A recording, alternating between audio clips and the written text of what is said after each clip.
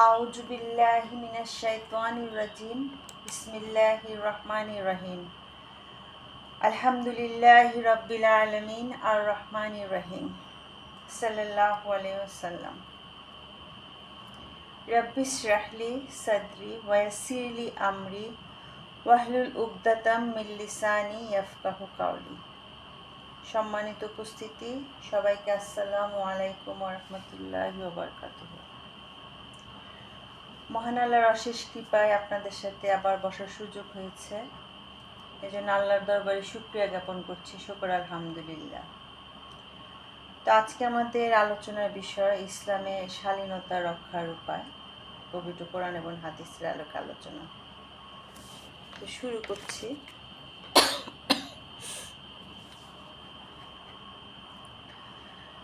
আমরা বর্তমানে এমন এক পৃথিবীতে বাস করছি যেখানে পোশাকে শালীনতা নেই, কথাবার্তায় শালীনতা নেই, সম্পর্কে শালীনতা নেই, দায়িত্ব এবং কর্তব্যেও শালীনতা নেই। সর্বত্র মানুষ কেমন যেন একটু বেপরোয়া হয়ে গেছে। তো শালীনতা এমন একটা গুণ যা মানুষকে গোপনেও আল্লাহকে ভয় করতে শেখায় এবং প্রকাশ্যেও মর্যাদা এবং সংযমের সঙ্গে চলতে সাহায্য করে। তা একজন মুমিনের জীবনে শালীনতা এটা কোনো সাময়িক অভ্যাস না, বরং এটা ঈমানের সৌন্দর্য এবং চরিত্রের একটা পরিচয়। এখন এই শালীনতা এটা কীভাবে আমরা রক্ষা করব বা কীভাবে চর্চা করব সেটা নিয়ে এখন কথা বলবো। প্রথমত সেটা হচ্ছে যে আল্লাহ সার্বক্ষণিক নজরদারি করছেন আমাদের, এটা আমাদের চিন্তা করতে হবে, এটাকে স্মরণ করতে হবে যে আল্লাহ দেখছেন। এটি হলো শালীনতার সবচেয়ে শক্তিশালী ভিত্তি, যে আল্লাহ আমাকে সবসময় দেখছেন। এই বিশ্বাস এটা যদি অন্তরে আমরা দৃঢ় করে নিতে পারি, তাহলে মানুষ যখন একাকী থাকে তখন আল্লাহর দৃষ্টি থেকে সে আড়াল হতে পারে না। পবিত্র কোরআনে সূরা আল ইমরানের 29 নম্বর আয়াতে বলা হয়েছে, তোমরা যা প্রকাশ করো এবং যা গোপন করো আল্লাহ তা জানেন। যেটা প্রকাশ করি, যেটা গোপন করি, সব কিছুই আল্লাহ জানেন।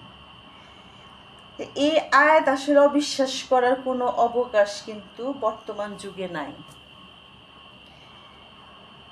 যেমন সিসি ক্যামেরা, এটাই কিন্তু একটা বড় প্রমাণ। হ্যাঁ, যে আমার অফিসে আমি আমার ঠিক ঘাড়ের উপর একটা সিসি ক্যামেরা লাগিয়েছি রিসেন্টলি। আমার অফিস, আমি যেখানে বসি আর কি।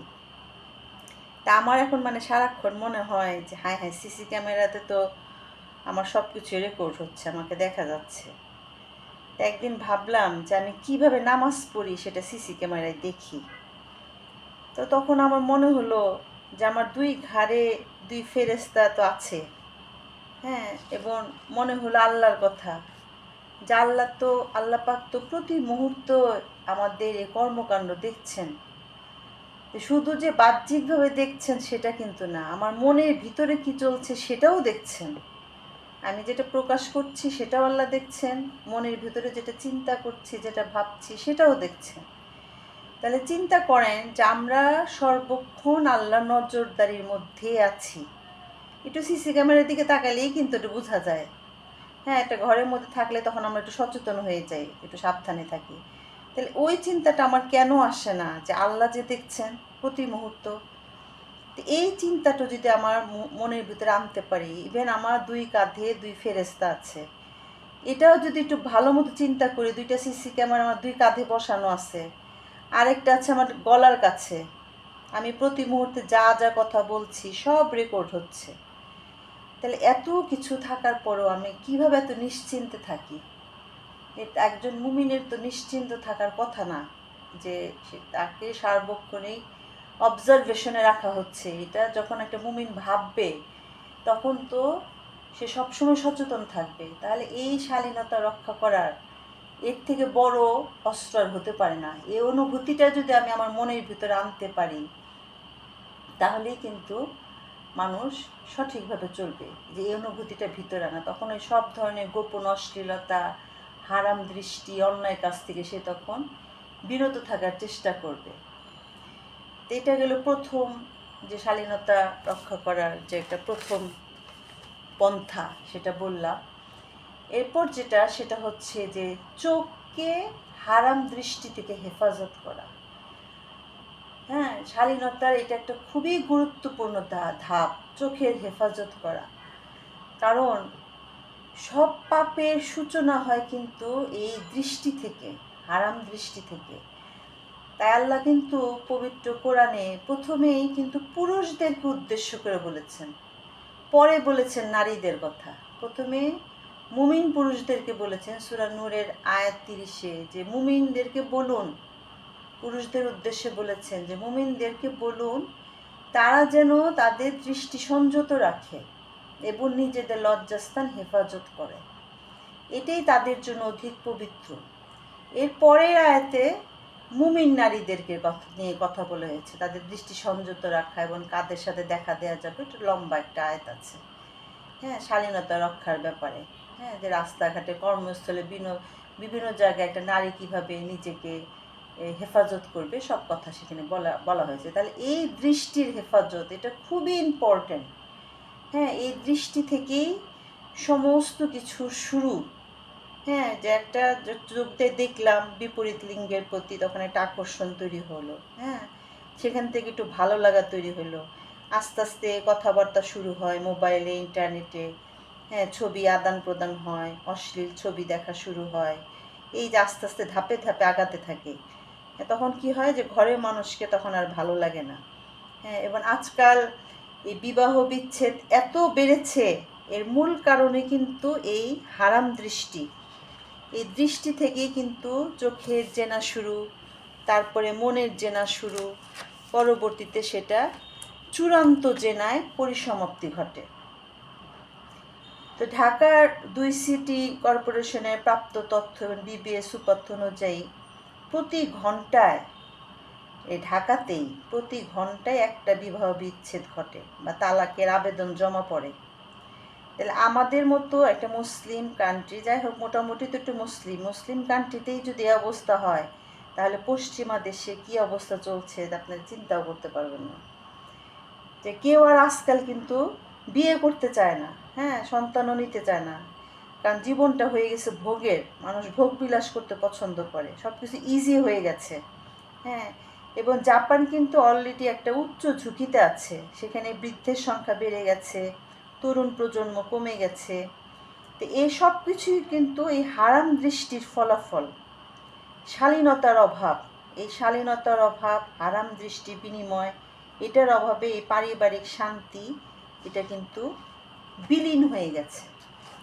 তাহলে এই যে শালীনতা আমাদের নষ্ট করে দিচ্ছে এই হারাম দৃষ্টি বিনিময়, কাজে আমাদের এই দৃষ্টির হেফাজত করতে হবে। হ্যাঁ, বলা হয়েছে তোমার প্রথমবার যদি চোখ পড়ে চোখ সরিয়ে নাও, দ্বিতীয়বার যেন চোখটা না পড়ে। এই দৃষ্টিকে হেফাজত যে করতে পেরেছে সেই সফল কাম হয়েছে আসলে। হ্যাঁ, আমাদের এই দৃষ্টির হেফাজতটা করতে হবে।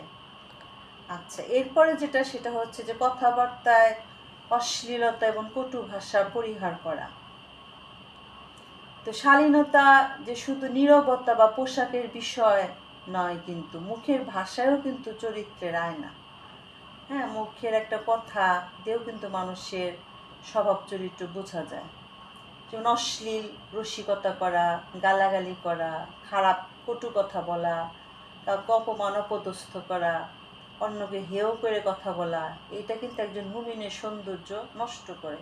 মনে করেন একটা মানুষ খুব ভালো, খুব সব কিছু ভালো, কিন্তু একদিন সে আপনাকে এমন একটা কথা বলল, এমন অপমানজনক একটা কথা বলল, যে তার প্রতি আপনার যে একটা শ্রদ্ধাবোধ ছিল, সে শ্রদ্ধাবোধটা কিন্তু সে হারিয়ে ফেলবে। আপনি আর তাকে আগের মতো শ্রদ্ধা করতে পারবেন না। তার অশালীন কথাবার্তার কারণে কিন্তু তার যে স্থানটা ছিল আপনার মনের ভিতরে, সেটা কিন্তু চলে যাবে। কাজে এই যে কথাবার্তা, এটা কিন্তু খুব সাংঘাতিক জিনিস, যে কথাবার্তা শালীনতা বজায় রাখা।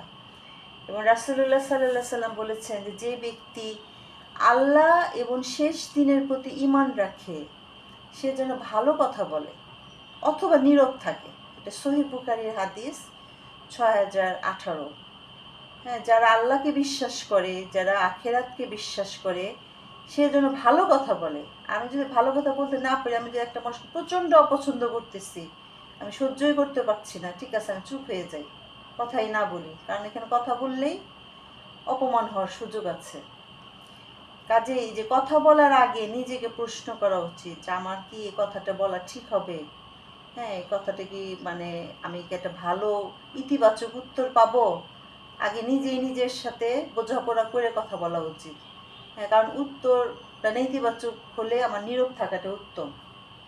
হ্যাঁ, তাহলে এই যে কথাবার্তার শালীনতা, এটাও বজায় রাখা একজন মুমিনের দায়িত্ব। আচ্ছা, তারপরে যেটা সেটা হচ্ছে যে পোশাকে ইসলামের শালীনতা এবং মর্যাদা বজায় রাখা। যে পোশাকে মানুষের কিন্তু একটা ব্যক্তিত্বের প্রকাশ। আপনি কেমন পোশাক মানেই যে আপনি একেবারে ব্র্যান্ড নিউ, একেবারে খুব দামি পোশাক পরে ঘুরে বেড়াবেন, ব্যাপারটা কিন্তু সেটা না। আপনার মার্জিত, আপনার বয়সের সাথে মানানসই, হ্যাঁ পরিচ্ছন্ন, হ্যাঁ একটা পোশাক, এটা কিন্তু আপনার ব্যক্তিত্ব প্রকাশ করবে। তাহলে ইসলাম এমন পোশাকের শিক্ষা দেয় যা শরীয়তের নির্দেশনা মেনে শরীরকে আবৃত করে এবং ব্যক্তির মর্যাদা রক্ষা করে। তা আল্লাহ মুমিন নারী পুরুষ উভয়কে দৃষ্টি এবং পবিত্রতা রক্ষার নির্দেশ দিয়েছেন এবং নারীদের জন্য শালীন পোশাক এবং সৌন্দর্য প্রদর্শনের নির্দেশ দিয়েছেন, যে সূরা নূরের 30 থেকে 31 নম্বর আয়াতে এসেছে। তাই পোশাকের ক্ষেত্রে শুধু কি পরলাম না, বরং কেন পরলাম, কোথায় পরলাম এবং এতে ইসলামের শালীনতা বজায় থাকছে কিনা, এসব বিবেচনা করাও কিন্তু জরুরি। হ্যাঁ, আমার যে স্ট্যাটাস বা আমার যে আয় বা আমার যে যে যে সামর্থ্য, সে অনুযায়ী আমি একটা সুন্দর রুচিসম্মত পোশাক পরবো। হ্যাঁ, এটা আমার মর্যাদা বাড়বে।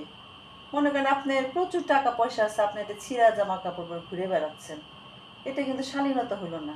হ্যাঁ, তাহলে আপনাকে অভাবগ্রস্ত ব্যক্তি যদি আপনাকে দেখে মনে করে যে আপনি নিজেই অভাবী, তাহলে তো সে তার হক থেকে বঞ্চিত হবে, তাই না? যে আপনার যে স্ট্যাটাস, সেই স্ট্যাটাস অনুযায়ী আপনি একটা ভদ্র শালীন পোশাক পরবেন, এটাই হলো সৌন্দর্য। এরপরে যেটা সেটা হলো যে সামাজিক যোগাযোগ মাধ্যম ব্যবহারে সংযমী হওয়া। এটা আমাদের জন্য খুবই জরুরি, কারণ এখন এই সামাজিক যোগাযোগ মাধ্যম বেশিরভাগ মানুষ যেটা ইউজ করে যে ফেসবুক এবং অনেকে টুইটার আর অনেক রকমেরই আছে, ইনস্টাগ্রাম আছে, যা ইচ্ছা তাই, মানুষের প্রাইভেসি বলতে এখন আসলে কিছুই নেই। একদম মানুষের বেডরুমের কথাও মানুষ প্রকাশ করে দেয়। হ্যাঁ, এটা আসলে কোনো শালীনতার পরিচয় না। আমার তো একটা প্রাইভেসি আছে, আমি কেন আমার প্রাইভেসিটা এত ওপেন করবো, এত কেন মানুষকে আমাকে শো অফ করতে হবে, এত কেন দেখাতে হবে? দেখেন লাভটা কি, আরেকজনের দৃষ্টিতে পড়লে তো আমার পর্দাও নষ্ট হচ্ছে। হ্যাঁ, আমার পর্দার বরখেলাপ হচ্ছে। আর ফেসবুকে বেশিরভাগ ক্ষেত্রে মানুষ কী করে, খুব মানে খুব সুখী সুখী ছবি দেয়, যে মনে হয় যা কত সুখে আছে। হ্যাঁ, যত দুঃখ মনে আমার একারই, তারই সুখ, এই যে আরেকজনের একটা মানে ইসের সৃষ্টি হয়। কাজে এই ব্যবহারে আমাদের খুব সংযমী হওয়া দরকার। এই বর্তমান সময়ে এই শালীনতা রক্ষার এটা একটা বড় প্রতিবন্ধক হয়ে গেছে এবং আজে বাজে পোশাক পরে মানুষ ছবি দিচ্ছে। কোনো মানে লজ্জা শরম মানুষের একেবারে চলে গেছে, লজ্জা শরম বলতে নাই এখন মানুষের। হ্যাঁ, একটা মোবাইলের পর্দায় কখনোই চোখের জন্য এটা আমার একটা ফিতনার ব্যাপার হয়ে গেছে, যে গুনাহ হয়েছে আমাদের এগুলো দেখে। আপনি হয়তো বা দেখতেছেন একটা বাজে জিনিস চলে আসলো আরেকজনের, হ্যাঁ একটা বাজে একটা ছবি চলে আসলো, বাজে একটা ভিডিও চলে আসলো, হ্যাঁ অটোমেটিকই চলে আসে, আপনাকে সামনে এনে দেয়, আপনাকে খুঁজতেও হয় না, তখন এই যে অটোমেটিক্যালি চোখ চলে যায়, তারপরে সেখান থেকে আরেকটা, সেখান থেকে আরেকটা। তো এইভাবে এই যে অশালীন পেজগুলো অ্যাকাউন্ট থেকে নিজেকে সরিয়ে রাখতে হবে এবং অশ্লীল মন্তব্য, রসিকতা পোস্ট করা থেকে বিরত থাকতে হবে। হ্যাঁ, তারপরে নিজের ছবি, ব্যক্তিগত বিষয়, তারপরে সৌন্দর্য প্রদর্শনের ক্ষেত্রে শরীয়তের সীমানা বিবেচনা করতে হবে এবং অন্যের গোপনীয়তা সম্মান রক্ষা করে চলতে হবে। অনলাইনে কাজ, এটাও কিন্তু আমাদের আমলের মধ্যে পড়ে এবং আজকাল তো মনে করি যে ভিডিও এডিটিং করা যায়। আপনার চেহারার মধ্যে আরেকজনের ছবি, আরেকজনের ছবির মধ্যে আপনারই, এখন ইজিলি করা যায়, যে কেউ কিন্তু বিশ্বাস করবে। হয়তো আপনি এমন একটা বাজে পোশাকের মধ্যে আপনার ছবিটা বসায় দিল, মানে এটা এখন খুবই মারাত্মক ভয়ের ব্যাপার হয়ে গেছে। ভিডিও বানানো যায়, আপনি হয়তো বললে কিছুই করেন নাই, বাট আপনার যে অবিকল আপনার চেহারাতে একটা বাজে ভিডিও তৈরি হয়ে গেল এবং সেটা সামাজিক যোগাযোগ মাধ্যমে ছড়াই গেল, তখন এটা আমার সামাজিকভাবে কতটা হেয় হব তখন। এখন মানুষের মান সম্মান রক্ষা করাটা এটাও একটা কঠিন ব্যাপার হয়ে গেছে, ভীষণ কঠিন হয়ে গেছে। কারণ এত বেশি ফিতনা এখন চারদিকে, যে আমাদের এই ফিতনার যুগে চলাচল করাটা, নিজেকে মান সম্মানের জায়গায় রাখা, এটা খুবই একটা কঠিন ব্যাপার হয়ে গেছে। কারণ আল্লাহ তাআলা সূরা কাফের 18 নম্বর আয়াতে বলেছেন যে মানুষের প্রতিটি কথাই লিপিবদ্ধ করা হয়, যে আমরা যা যা করছি, যা যা কর্মকাণ্ড করছি, সব কিছু আল্লাহ লিপিবদ্ধ করছেন, সব কিছু। হ্যাঁ, কাজে এগুলো আমাদের ভাবতে হবে। তা আমরা এখন মানে সেই জমানায় বসবাস করতেছি যেখানে মানুষ সকালে ঈমান আনবে এবং বিকালে ঈমান হারা হয়ে যাবে। এখন এমন একটা যুগ, এবং এই জমানায় ঈমান রক্ষা করা এই জ্বলন্ত অঙ্গার হাতে রাখার মতোই কঠিন। হ্যাঁ, কারণ ঈমান নষ্ট করার এত উপকরণ চারদিকে, যে নিজেকে ঠিক রাখা এটা কঠিন বিষয় হয়ে যাচ্ছে। একজন পিতার কাছেও মেয়ে নিরাপদ না। আমরা মাঝখানে কিন্তু এরকম নিউজ পেয়েছি। হ্যাঁ, বাংলাদেশেও ঘটেছে এরকম, আর বিদেশে তো ঘটেছেই, বাংলাদেশেও ঘটেছে এরকম। ভাইয়ের কাছেও বোন নিরাপদ না। একটা ছোট শিশুর উপরেও কিন্তু লোলুপ দৃষ্টি পড়ছে, ছোট্ট শিশু। তাহলে আমাদের সমাজ এখন কোথায় আছে? হ্যাঁ, এবং আমার তো মনে হয় যে ঈমান নিয়ে মৃত্যুবরণ করাই হলো এখন এই জমানার মুমিনের সবচেয়ে বড় চাওয়া, যে আমি ঈমান নিয়ে মরতে পারবো কিনা। আমি সারা জীবন অনেক নেক আমল করছি, কিন্তু মৃত্যুর আগে আমার ঈমান নষ্ট হয়ে গেল। সেটাই এখন ঘটছে। এখনকার যে পরিস্থিতি, তাতে মানুষের ঈমান কিন্তু নষ্ট হয়ে যাচ্ছে। হ্যাঁ, আমরা আমাদের খুব সচেতন থাকতে হবে এই ব্যাপারে। এরপরে যেটা শালীনতা রক্ষা করার যে আরেকটা উপায়, সেটা হচ্ছে নেককার এবং শালীন মানুষের সঙ্গ গ্রহণ করা, ভালো মানুষের সাথে থাকা। যে মানুষ তার পরিবেশ এবং সঙ্গীদের দ্বারা কিন্তু প্রভাবিত হয়। হ্যাঁ, ভীষণভাবে প্রভাবিত হয়। তাই শালীন জীবনযাপনের জন্য কারেন্ট চলে গেছে, দেখি।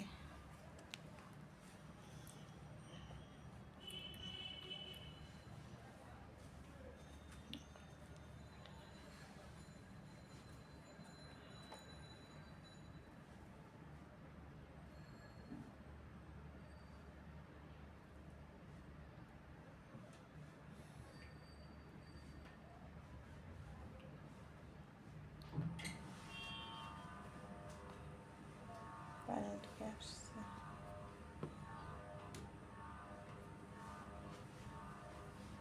লাইনটা।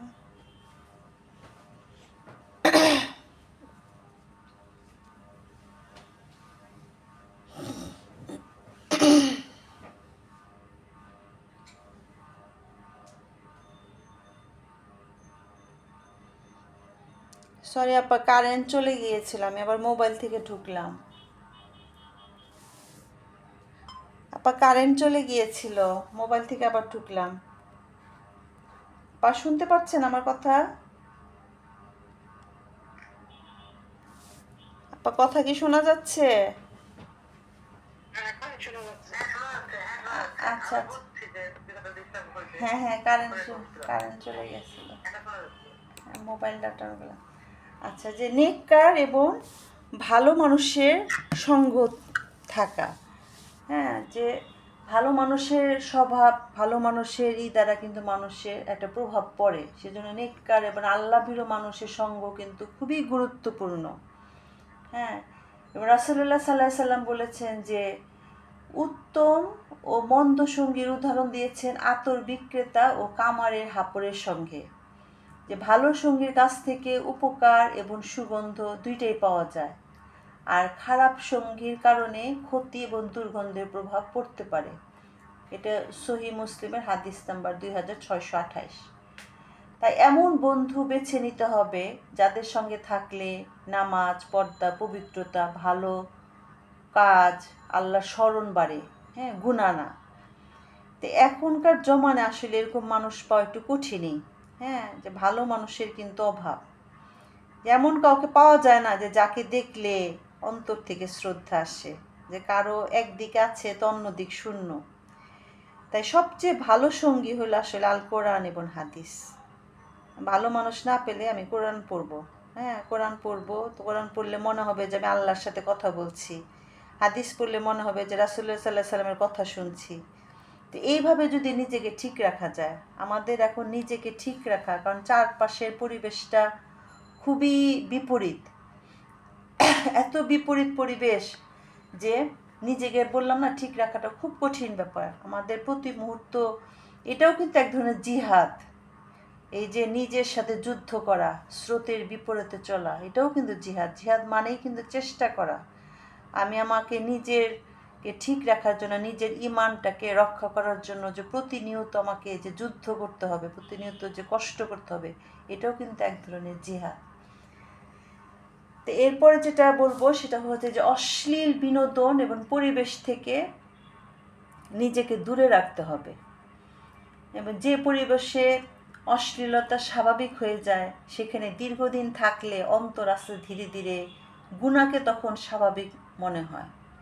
প্রথমে দেখবেন যে একটা খারাপ কাজ প্রথম দিন একটু খারাপ লাগে, তারপরে প্রতিদিন যখন সেটা একটু একটু একটু একটু করে আমরা চর্চা করা শুরু করব, তখন ওইটা ইজি হয়ে যায়, তখন মনে হবে যে এটাই স্বাভাবিক।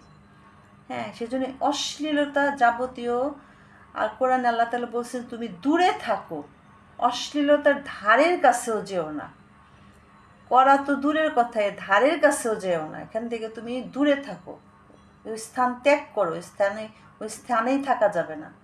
এই যে অশ্লীল সিনেমা, ভিডিও, গান, যেমন অনুষ্ঠান যেখানে মানুষরা অশালীন পোশাক আশাক পরে আসে, হ্যাঁ, এরকম পরিবেশ থেকে নিজেকে দূরে রাখতে হবে, যেটা ঈমান এবং চরিত্রকে দুর্বল করে দেয়। ঈমান বললাম না, ঈমান রক্ষা করা অনেক কঠিন।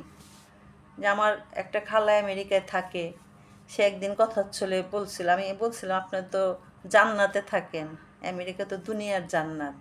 তখন আমার ওই খালা উত্তর দিচ্ছে, দুনিয়ার জান্নাত না, ওইটা হাবিয়া দোজক।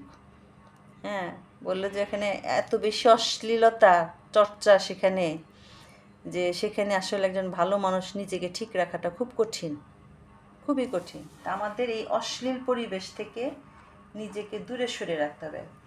এবার আল্লাহ তাআলা সূরা মায়েদার 2 নম্বর আয়াতে বলছে যে তোমরা পাপ এবং সীমা লঙ্ঘনের কাজে একে অপরকে সহযোগিতা করো না।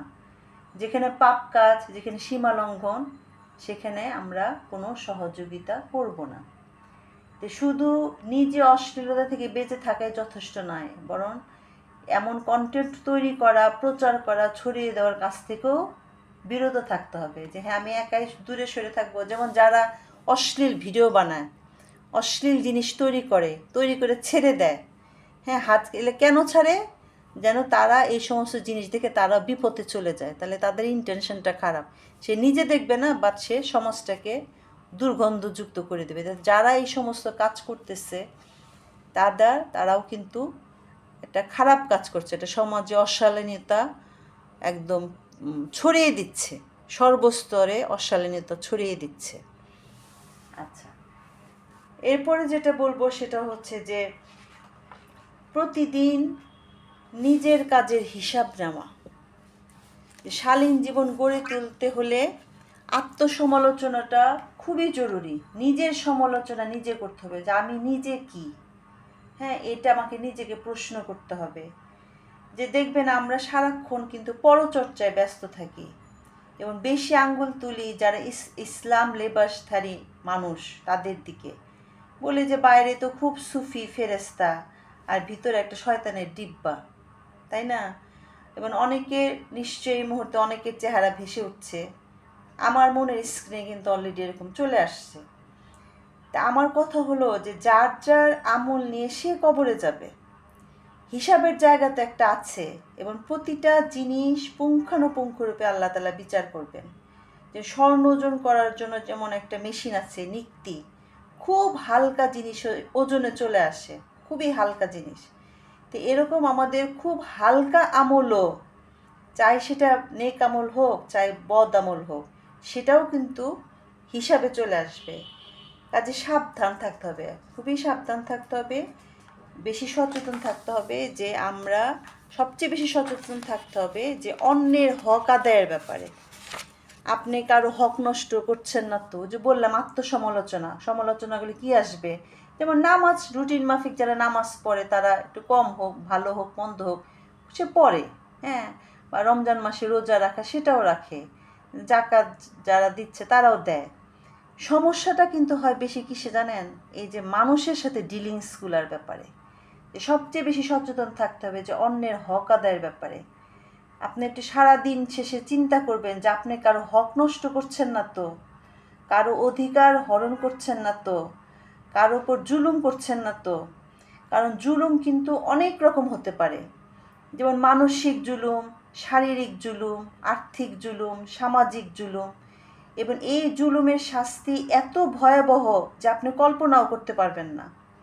হাদিসে এসেছে যে বলা হয়েছে যে ভিখারি কে, কেউ কি বলতে পারো? তখন আমরা তো মনে করি যে যার টাকা পয়সা অর্থ সম্পদ নাই সেই ভিখারি, কিন্তু সে ভিখারি না। আখেরাতে ভিখারি হবে এই জুলুমকারী ব্যক্তি। কিভাবে?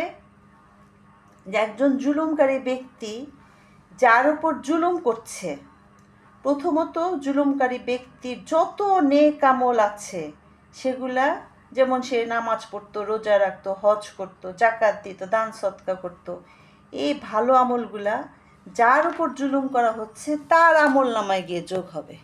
চিন্তা করেন, খেয়াল করেন, যে জুলুম করছে তার তার অ্যাকাউন্টে অনেক ভালো আমল আছে, এই জুলুম করার কারণে তার ভালো আমলগুলো সব চলে যাবে যার উপর জুলুম করা হচ্ছে তার আমল নামায়।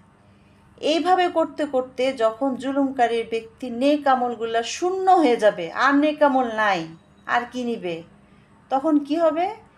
যার উপর জুলুম করা হচ্ছিল তার যদি বদ আমল থাকে, সেই বদ আমলগুলা ওই জুলুমকারী ব্যক্তির আমল নামায় চলে যাবে।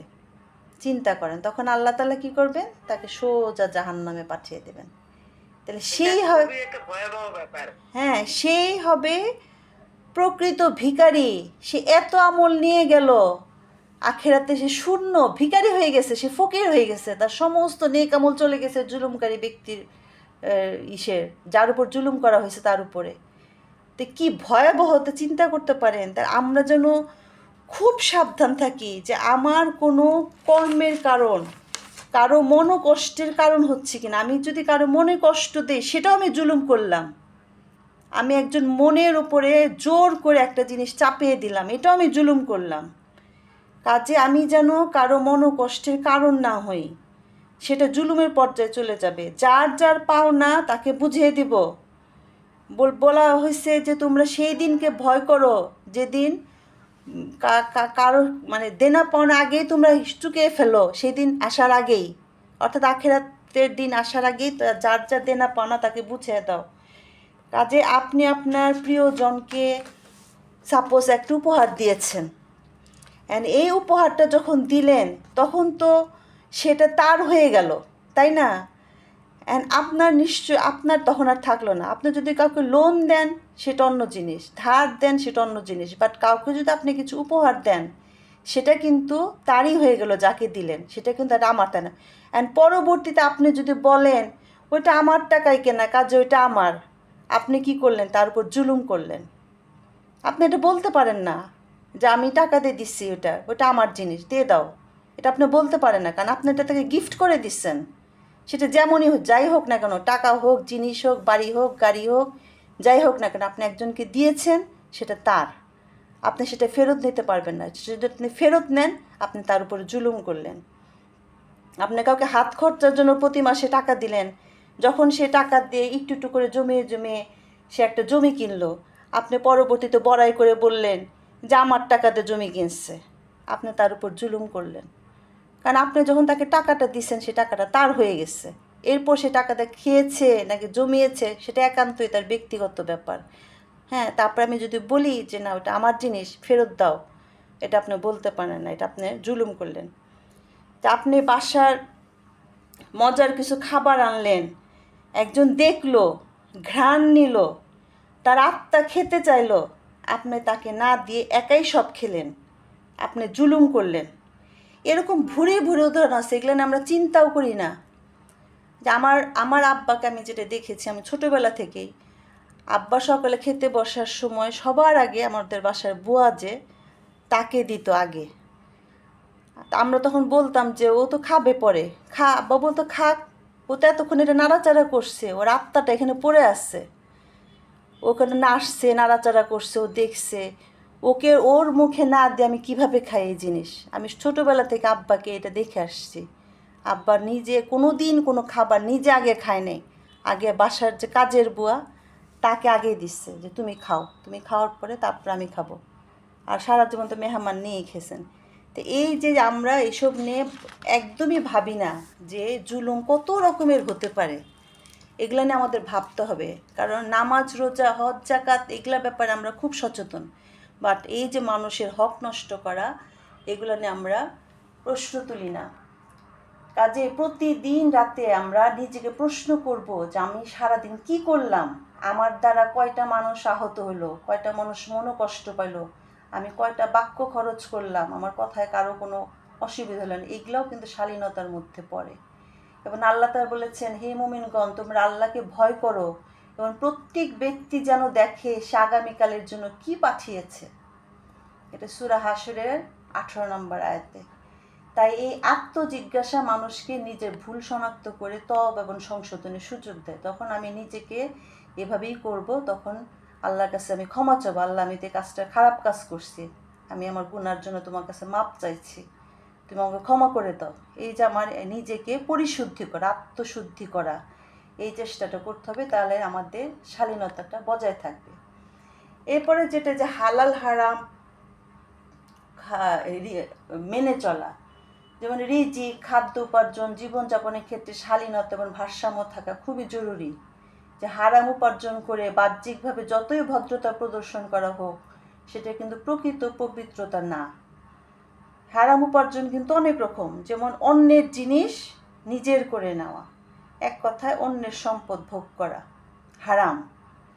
আবার আপনি যদি একজন চাকরিজীবী হন, তাহলে আপনি যদি নির্ধারিত আপনার একটা বেতন আছে, আর আপনি আপনার কাজও আছে, সে কাজের জন্য আপনি বেতনভুক্ত, সেই নির্ধারিত দায়িত্ব পালনে যদি আপনি অন্যের কাছ থেকে অর্থ দাবি করেন, সেটাও হারাম উপার্জন। আবার একজন ব্যবসায়ী যদি অর্থের বিনিময়ে খারাপ পণ্য দেয়, ওই ব্যবসায়ীর উপার্জনও কিন্তু হারাম। আবার আপনাকে যে কাজের জন্য নিযুক্ত করা হয়েছে, সে কাজ আপনি যদি নিষ্ঠার সাথে পালন না করেন, তাহলে আপনার উপার্জনও কিন্তু হারাম উপার্জন। কাজেই এই যে হারাম উপার্জন, খালি ঘুষ খাওয়াই হারাম উপার্জন না, হ্যাঁ, এইসব কাজ করলেও সে উপার্জনটা হারাম হয়ে যায়। এবং যাবতীয় ইবাদত কবুলের মূল শর্তই হলো হালাল উপার্জন করা। আমার কোনো ইবাদতই কবুল হবে না যদি আমার উপার্জনটা হারাম থাকে। তাই আমরা উপার্জন অনুযায়ী আমার জীবনযাপন করব। ওই পাশের বাসার ভাবি কোন ব্র্যান্ডের জামা পরে সেটা কিন্তু আমি দেখতে যাব না। আমার যা আয় আমি সেই অনুযায়ী চলবো, সেইভাবে চলবো। এটাই আমার ব্যক্তিত্ব, এটাই আমার শালীনতা। এই ব্যাপারে আমাকে সচেতন থাকতে হবে। তারপরে যেটা বলবো, যে আল্লাহর কাছে উত্তম চরিত্রের জন্য দোয়া করা। চরিত্রের সৌন্দর্য আল্লাহর বড় নিয়ামত, তাই নিজের প্রচেষ্টার পাশাপাশি আল্লাহর কাছে সুন্দর চরিত্রের জন্য দোয়া করতে হবে। রাসূলুল্লাহ সাল্লাল্লাহু আলাইহি ওয়াসাল্লাম নিজেও সুন্দর চরিত্রের জন্য দোয়া করতেন। আমি দোয়াটার অর্থটা বলছি, যে হে আল্লাহ, আমাকে সর্বোত্তম চরিত্রের দিকে পরিচালিত করুন, আপনি ছাড়া কেউ উত্তম চরিত্রের দিকে পরিচালিত করতে পারে না, আর আমার থেকে মন্দ চরিত্র দূরে রাখুন, আপনি ছাড়া কেউ তা দূর করতে পারে না। তাহলে দেখেন, পৃথিবীর একজন সর্বশ্রেষ্ঠ মানুষ রাসূলুল্লাহ সাল্লাল্লাহু আলাইহি ওয়াসাল্লাম, তিনিও উত্তম চরিত্রের জন্য আল্লাহর কাছে দোয়া করতেন। তাহলে আমরা কোথায়, কিসের কি? আমরা তো কিছুই না, হ্যাঁ। তাহলে আমাদের কিভাবে দোয়া করা উচিত উত্তম চরিত্রের জন্য? আল্লাহর কাছে চাইতে হবে। আল্লাহর কাছে চাইলে না আল্লাহ আমাদেরকে দিবেন। আমরা যদি নাই চাই, আল্লাহ কেমন করে দিবেন? এবং এই যুগে আমাদের এই সমস্ত দোয়া বেশি বেশি করে করা উচিত, কারণ আমরা একটা ফিতনার যুগে বসবাস করছি। তাই রাসূলুল্লাহ সাল্লাল্লাহু আলাইহি ওয়াসাল্লামের জীবন ছিল শালীনতার সর্বোত্তম আদর্শ, হ্যাঁ।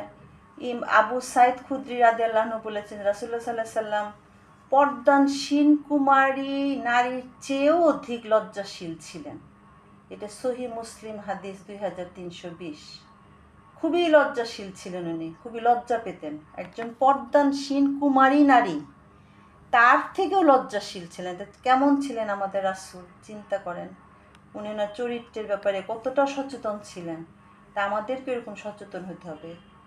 তা আমরা আজকে থেকেই সেটা শুরু করি, আমরা শালীনতার চর্চা করি, আমাদের চোখের শালীনতা নিয়ে আসি, আমাদের কথায় শালীনতা নিয়ে আসি, পোশাকে শালীনতা নিয়ে আসি, আচরণে শালীনতা নিয়ে আসি, সামাজিক যোগাযোগ মাধ্যম ব্যবহারেও শালীনতাটা বজায় রাখি।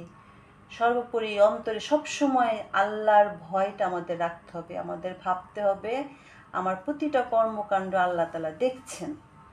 হ্যাঁ, আবার আমাদের সবাইকে আল্লাহর কাছে জবাবদিহি করতে হবে, আল্লাহর সামনে আমাদেরকে দাঁড়াতে হবে। তা আল্লাহ তাআলা আমাদেরকে সবাইকে এই আমল করার তৌফিক দান করুন, আমিন। সুবহানা রাব্বিল ইজ্জাতি আম্মা ইয়াসিফুন ওয়া সালামুন আলাল মুরসালিন ওয়ালহামদুলিল্লাহি রাব্বিল আলামিন। সবাইকে আসসালামু আলাইকুম ওয়া রাহমাতুল্লাহি ওয়া বারাকাতুহু।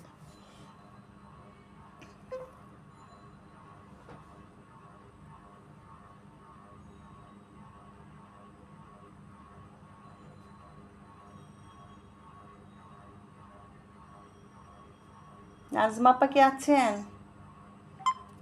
নাজমা আপা,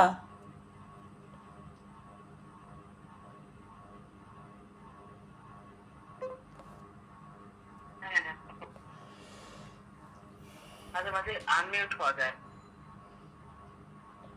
মাশাআল্লাহ, আমরা এরকম তো আলোচনা শুনলাম, আলহামদুলিল্লাহ। আসলে ব্যাপারগুলো চিন্তা করতে গেলে গভীর চিন্তার বিষয়, গভীর চিন্তার বিষয় যে আসলে আমরা কি করতেছি আর আমাদের কি করা উচিত। বিশেষ করে জুলুমের ব্যাপারটা, আসলে কোথায় কোথায় জুলুম হয়ে যাচ্ছে। এর একটা দোয়া আছে, আমরা যখন হজ করতে গেছি, হজের দোয়ার পিছনে যে আল্লাহ, আমি যেন কাউকে জুলুম না করি, কেউ আমার সাথে যেন জুলুম না করে, আমি কারোর সাথে যেন খারাপ আচরণ না করি, আমার সাথে যেন কেউ খারাপ আচরণ না করে।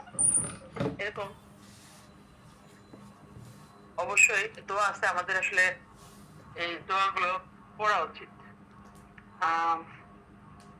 আমাদের দোয়ার মধ্যে দোয়া কিন্তু তাকদীর এগুলা চেঞ্জ করতে পারে, এই জন্য গুরুত্বপূর্ণ দোয়া।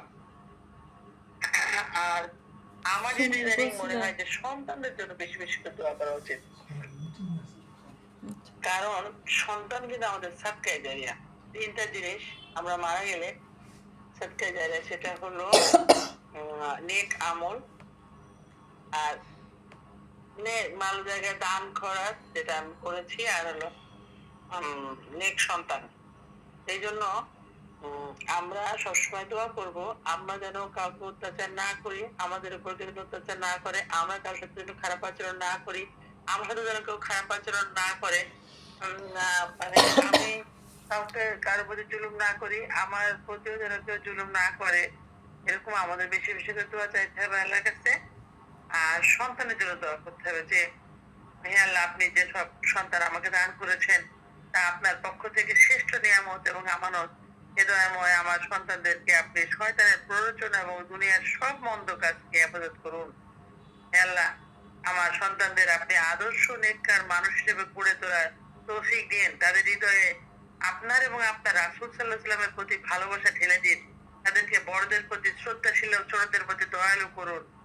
হে রাজ্জাক, তাদের রিজিকে বরকত দিন, তাকে সবসময় হালাল পথে চলার তৌফিক দিন, সেজন্য কখনো কারো মুখাপেক্ষী না হয় এবং সবসময় আপনার শুকরিয়া আদায়কারী বান্দা হয়ে থাকে।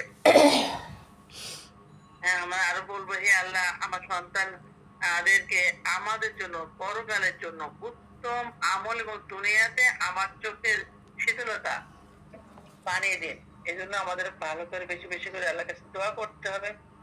আসলে কি বলবো, সবসময় এটা ভয়ের ব্যাপার, যতদিন বয়স হচ্ছে যে কোনো সময় আল্লাহ ডাক আসবে, কি নিয়ে যাব। যদি সাহাবীদের জীবন কাহিনী পড়ি, তখন দেখি যে তারা জীবিত অবস্থায় দুনিয়াতে তারা পেয়েছে, সুসংবাদ পেয়েছে। কেন পেয়েছে?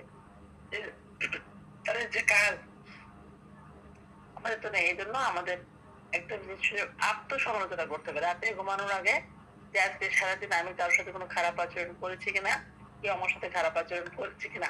এই আত্মসমালোচনাটা আমাদের যদি মুখ্যভাবে আমরা করতে পারি, তাহলে আমরা অনেক কিছু থেকে নিজেদেরকে বিরত রাখতে পারবো বলে মনে করি ইনশাআল্লাহ।